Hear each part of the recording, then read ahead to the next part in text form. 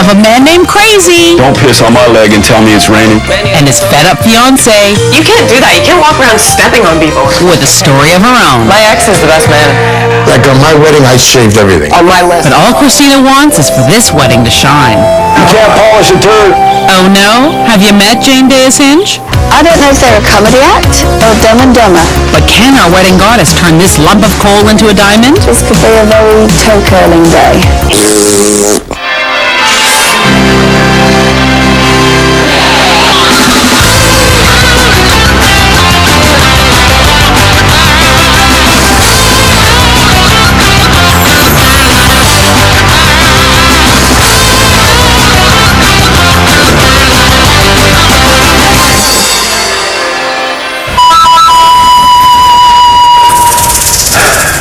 Are you supposed to be making phone calls? Like, what are you doing here? Relieving some stress. That's what I'm here for. Christina's whining muscles are getting a good stretch, thanks to her groom-to-be, Cris. He's really sneaky about going to the gym. He thinks he's fat. I'll go for 5 hours and I go, oh, I just got off work. No, you did not. I know you were in the gym because I just talked to your boss. I'm vain as hell. You never know it, huh? And since their wedding is just 11 days away, their stress levels are off the charts. She rolls her eyes a lot and shakes her head. Chris has done no wedding planning at all. If I got too many choices, I'll be stuck like Chuck. I'll be, okay, Louis, which way to go? He plays it dumb so that he can get out of doing stuff. Don't piss on my leg and tell me it's raining, you know what I'm saying? No, sadly, no one knows what you're saying, Chris. Maybe it's because you're from the South? We met on a cruise to the Mexican Riviera. My jaw just went, damn, look at that. And all of a sudden I was like, oh my god, I've like totally fallen for this guy and he lives in Arizona. This is ridiculous. I quit my job and moved up here. Where Chris inherited a lot more than a passport. My daughter's 8 and she's my flower girl. And so Christina's past life is very present in more ways than one. My best man is her ex-husband. Yeah, interesting dynamics, huh? Just a little. They love each other. It's like they dated the same man twice. Wow, that's normal. And guess who's standing up for Christina at the altar? His wife is my matron of honor. Yeah, go figure that one out. But Christina can't figure this one out. Something as simple as getting a wedding license, I had to actually look it up because I had no idea where to go. I'm totally overwhelmed. I have absolutely no idea what I'm doing at this point. And G.I. Vane is shirking his company duties. My role is just to follow orders, like I used to do in the service. I'm just like, I was an Army brat. My father was in the service. do you have your list?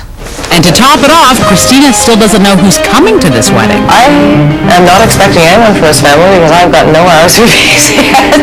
I'm not going to be like behind them with a gun. Send in your Well, invitation. Chris, I can't do anything else on my list until I have this list. It's pretty stressful not knowing. It makes it really hard for me to do anything past the invitations, like seating people. I need people called, emailed, Let's try your call again later. messenger pigeon. I don't care. I need answers. And Chris is hoping for an answer from one special guest. Well, I got a twin brother, I know. There's 2 of them. and I don't know whether he's going to make it or not because he's flaky too. Flaky? Come on, you! But so far, it's been mission impossible tracking him down. The number you have reached is not in service. It's supposed to be the happiest day of my life, and it's turning into the, one day is really causing a lot of grief. Well, international wedding fairy godmother Jane Dea's Hinge will work her magic to lessen the grief of this wedding.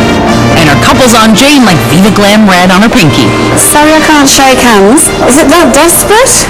Yeah, it's pretty bad. And yet how fitting for Chris that they're here because he has some serious concerns for his part in the wedding. Chris wants to go in and get a facial, a massage, a manicure. And that's not all. I kind of want to go to the tanning booth, Help. Vanity, insanity. Yes, it is. So after Jane recovers from the shock, she uncovers Christina's deepest fears. Well, my main concerns are obviously getting the people places to stay, the RSVPs, the numbers. The best thing I can do is stay out of the way because every time I try to help her out, it just goes horribly, horribly wrong. What I need to do now is write up a plan. I don't like surprises. Anything that you think I need to know, tell me. The best man is her ex-husband. Yeah. Yeah. That was a surprise.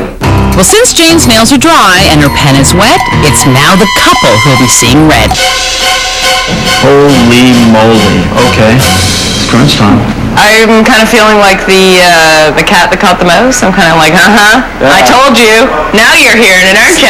And Jane's words of wisdom start with the importance of final wedding numbers. Even with like your brother, are you coming to my wedding? Put it back on him. I realize now that I just can't take no for an answer. Has this been a wake-up call for you? Yeah, it has been. I mean, it wasn't just one of those little alarm clocks. It's a really loud, obnoxious, you know. As you know, I'm your fairy godmother, and I can give you 3 wishes. Nice. And Chris, I think you need all the help you can get. I've been saying that for years. It's a Jane wedding. We don't do any winging it. She's got 13 things to do. I've got 6. And I feel overwhelmed. God bless you, girl. You better do. You're sick. Coming up, can G.I. Vane handle the truth about his beauty? His work reminded me very strong after the first human beings. And Christina gets ugly. You can't do that. You can't walk around stepping on people like that.